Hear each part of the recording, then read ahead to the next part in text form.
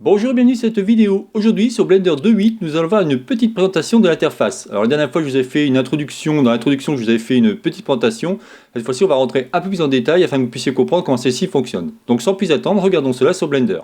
Donc lorsque vous lancez Blender, vous avez au début le splash screen. C'est-à-dire qu'ici, vous voyez, si on clique ici, on a le fameux splash screen qui va permettre en fin de compte de pouvoir récupérer vos derniers fichiers que vous êtes amusé à télécharger, enfin pas à télécharger mais à créer tout simplement et à enregistrer ensuite. Ou alors pouvoir faire, vous avez ici New File en général, en 2D animation, en sculpting, en VFX ou en vidéo editing. Donc là maintenant, et après ici vous avez ici au niveau des release notes, vous pouvez avoir des informations, bon là rien d'extraordinaire. Hein. Alors ici on va faire File, New, Général, afin de repartir à 0. Donc là si on fait une petite présentation de l'interface, elle se regroupe comment? Alors ici vous avez en bas le timeline. La timeline si vous voulez c'est ce qui va vous permettre de créer des animations. Par exemple si je vous montre ici... Alors on va prendre un nouveau fichier, on va prendre celui-ci. Donc là, je vais faire en sorte, voilà. Je ne vous ferai pas d'animation, mais je vous montre simplement ce qu'on peut faire avec. Par exemple, vous voyez ici, j'ai créé donc un petit robot, et ici j'ai des sphères au-dessus. Et je peux par exemple, alors c'est une espèce de bombe, là on ne voit pas au niveau des effets spéciaux, mais il y avait des flammes et tout qui crachaient. Et en fin de compte, je vous mets une image là, pour que vous puissiez voir de quoi je parle. Et ce qui se passe, c'est que si je veux par exemple animer mes petites boules ici, je vais me servir de ma timeline, c'est-à-dire que je veux dire à l'instant T, je veux qu'elle soit à tel endroit, et admettons quelques frames plus loin, alors des frames si vous voulez, c'est un peu comme un délai en secondes, je veux qu'elle soit à tel endroit, vous voyez. En gros, mettons, je veux qu'elle soit ici, et après qu'elle soit à 1 mètre plus loin. Voilà, en gros, je résume vraiment. Hein. Ensuite, si on regarde un petit peu l'interface, vous avez des choses intéressantes ici, donc alors vous pouvez voir ici c'est séparé, c'est splitté, hein, c'est qu'on peut, ici si vous voulez, rappelez-vous, je vous avais expliqué, si on fait ici Joy Area, on va pouvoir faire en sorte d'avoir qu'une seule fenêtre. Pour l'instant, je vais rester comme ça. Donc si on clique sur un élément ici, donc là c'est ce qu'on appelle le viewport en fin de compte. Hein. Vous avez votre scène, si vous voulez, est décortiquée en plusieurs pans. Donc ici vous allez avoir le viewport, je vous ferai une vidéo pour vous expliquer précisément ce qu'on y trouve dedans.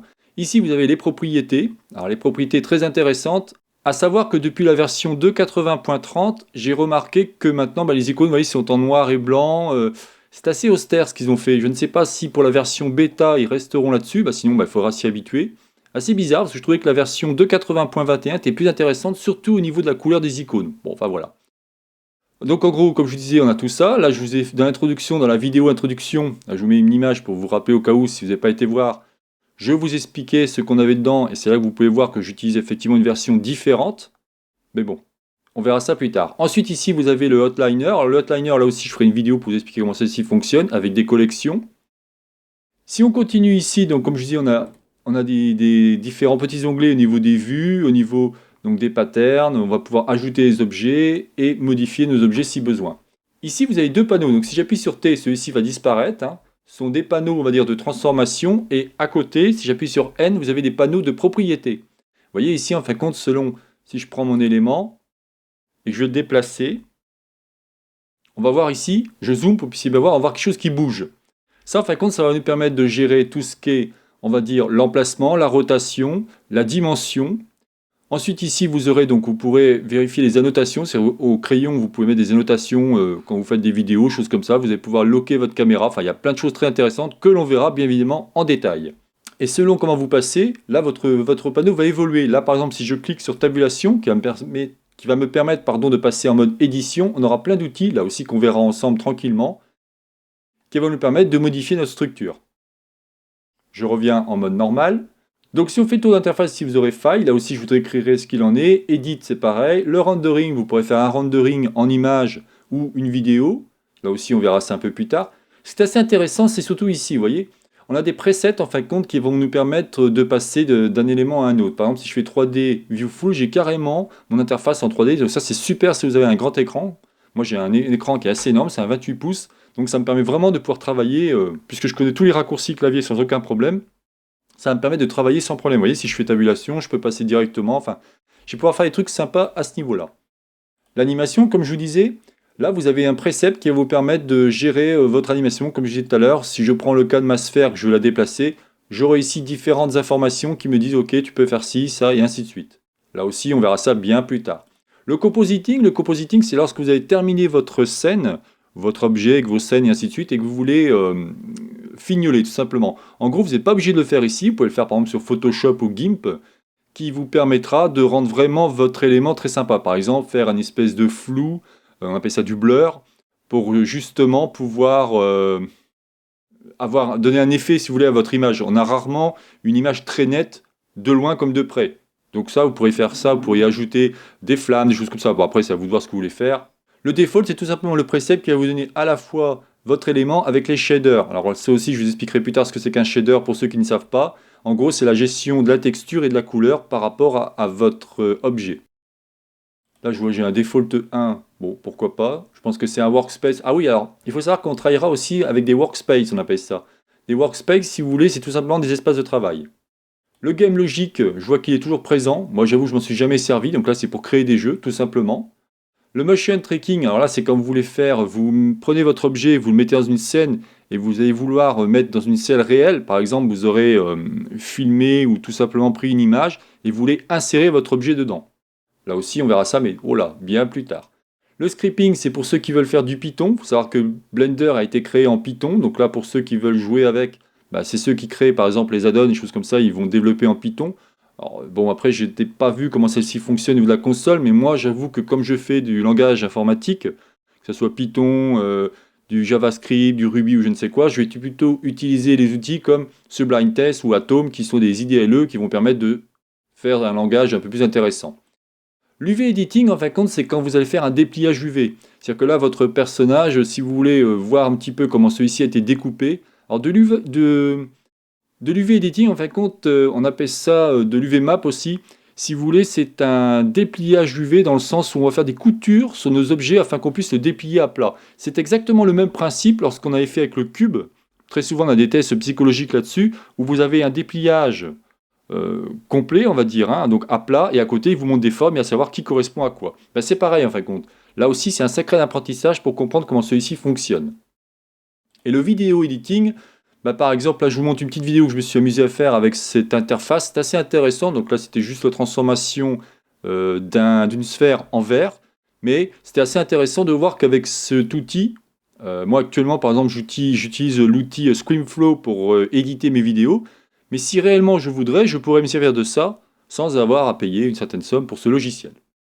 Donc là, je vais revenir à Default 1. Et on aura fait, je pense, le tour. Alors oui et non. Ici, on va avoir aussi les orientations des transformations globales, locales, normales.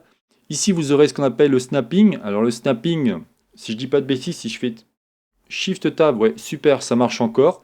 Parce qu'il faut savoir que Blender 2.8 a pas mal de raccourcis qui ont été, on va dire, changés. C'est assez fou, mais ça, je vous expliquerai ça au fur et à mesure. Là, je vous dis, c'est vraiment un petit tour de l'interface. Ensuite, ici, vous aurez l'édition proportionnelle qui n'a pas changé. Ici, vous aurez les points de pivot, ça non plus, ça n'a pas changé.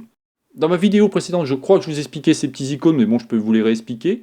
Donc ici, on a la perspective, ici, on aura la vue caméra. Là, on pourra, en fin de compte, bouger ma vue, hein. Pas la caméra, hein, c'est simplement la vue, en fin de compte, hein, tout simplement. Hein. Là, on pourra zoomer sur mon objet, sans parler de la caméra. Ici, on va pouvoir, en fin de compte, changer en cliquant tout simplement sur les petits, vous voyez, sur les petits logos, les axes. Moi, j'avoue que je n'en ai pas trop l'utilité. Vous allez pouvoir aussi jouer comme ça dedans. Bon, c'est peut-être pour ceux qui ne connaissent pas Blender, mais moi, dans mon cas, je me sers beaucoup de mon bouton de ma souris. Là aussi, je vous ferai une petite vidéo rapide sur comment vous déplacer dans le viewport. Hein. Le viewport, si vous voulez, c'est cette grande scène que je vous ai encadrée en rouge. C'est bien comprendre. Ensuite, en dessous, on a un truc aussi très intéressant sur Blender 2.8, ça j'avoue que c'est pas mal, c'est qu'on va pouvoir faire en sorte de filtrer alors les mèches, les curves, les surfaces, les métal, les fontes et ainsi de suite. Par exemple, vous avez un personnage, là je ne l'ai pas en tête, si je vais essayer de vous montrer ça. Voilà, donc je viens en fin de compte de télécharger une autre scène hein, que je me suis amusé à créer. Et ici, vous voyez, j'ai une armature. L'armature, en fin de compte, c'est ce qui va permettre de faire bouger votre personnage. Quand vous créez un personnage, très souvent, vous lui mettez les bras, on va dire, horizontales pour pouvoir après jouer avec. Et là, vous voyez, si je zoome un peu, vous avez ici une armature. Et ici, si je clique pour ne plus voir l'armature, je vais tout simplement cliquer ici sur armature et automatiquement, celle-ci va disparaître. Donc c'est vachement intéressant quand vous voulez faire un filtre au niveau de vos différents objets que vous aurez créés. Mais là aussi, on verra ça bien plus tard. Ensuite, très intéressant aussi, c'est ce qu'on appelle l'overlay. Alors ici, vous voyez, si je laisse mon bouton, alors là, je vois que celui-ci, tiens, c'est marrant, il s'est pas mis en français. Après, n'oubliez pas que ce que je vous fais comme vidéo, là, c'est sur un... Oui, pourtant j'y suis. voyez, comme quoi tout n'a pas été traduit. Bon, c'est pas très grave. Comme je vous disais, donc c'est une version alpha. Il est fort possible qu'il y ait des changements, mais pas tant que ça, à mon avis. J'y crois pas, hein. Je ne pense pas qu'ils vont tout changer d'un seul coup du jour au lendemain. Ça, j'y crois pas du tout. À mon avis, ils vont rester là-dessus. J'espère juste qu'au niveau des icônes ici, ils vont changer parce que j'avoue que c'est pas très agréable. Bon, après, j'essaierai de m'y faire. Ou alors quelqu'un peut-être créera un add-on pour les mettre en couleur. Surtout de manière verticale. Peut-être qu'aussi il y a des solutions. Je me suis pas encore trop penché dessus, mais chaque chose en son temps. Donc, comme je vous disais ici, quand on clique sur ce petit bouton, ça permet tout simplement de filtrer tout ça. Et c'est très intéressant à ce niveau-ci. Vous pouvez aussi appuyer sur Control Space qui va mettre en fin de compte en plein écran. Vous voyez, c'est pas mal, ça c'est Control Space. Là aussi, je vous expliquerai ça un peu plus tard pour les raccourcis clavier, mais c'est assez sympathique. Donc pour revenir ici, comme je vous disais, alors on a ici Show All Screen Transparency, ça c'est en fin de compte la transparence. Alors par exemple, je vais prendre ce petit personnage, on va prendre celui-ci par exemple. Ah oui, alors chose importante, si vous avez décoché ici, si vous avez cliqué ici, vous verrez même plus votre sélection. En fin de compte, ça peut servir par exemple pour prendre une photo directement sans faire un rendu. Donc faites gaffe à ça. Faites en sorte de cliquer là-dessus pour pouvoir sélectionner votre personnage. Donc là, j'ai mon personnage. Si je clique ici sur cette icône, vous voyez, ça va faire une espèce de transparence. Alors là aussi, il y a pas mal d'options qu'ils ont rajoutées, mais ça, on verra ça au fur et à mesure. Ici, vous avez les différents rendus qui vont nous donner en fin de compte des rendus, on va dire filaires, solides, le rendu avec le moteur Heavy, et ainsi de suite. Là aussi, je vous ferai un cours complet là-dessus. Très intéressant aussi au niveau du shading, là vous aurez des trucs vachement intéressants.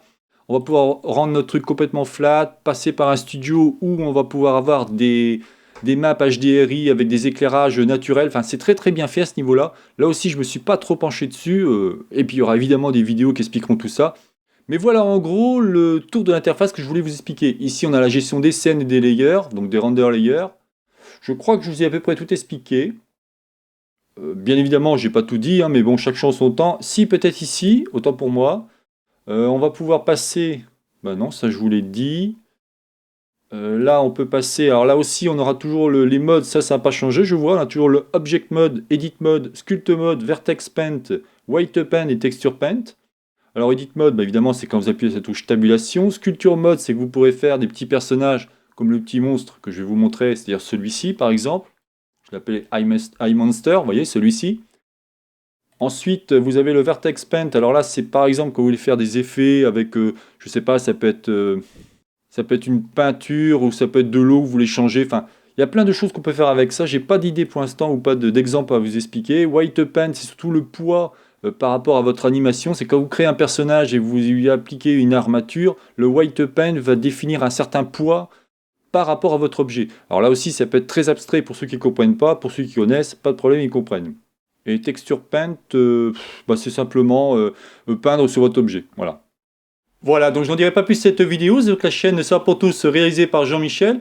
La prochaine vidéo, je pense qu'on attaquera des choses beaucoup plus simples pour les débutants, hein, pour que vous puissiez comprendre ce que c'est qu'un viewport, vous expliquer un peu comment celui-ci fonctionne, les mouvements, la sélection et ainsi de suite, afin que vous puissiez bien repartir sur les bonnes bases. Et au fur et à mesure, on attaquera les différents outils. J'irai sûrement un peu plus vite que les vidéos que j'avais faites précédemment sur 2.6.2.7, puisque, comme je vous dis, c'est souvent un duplicate de ce qui a été fait sur les versions précédentes. Je vous souhaite une bonne journée et à la prochaine vidéo. Bye bye.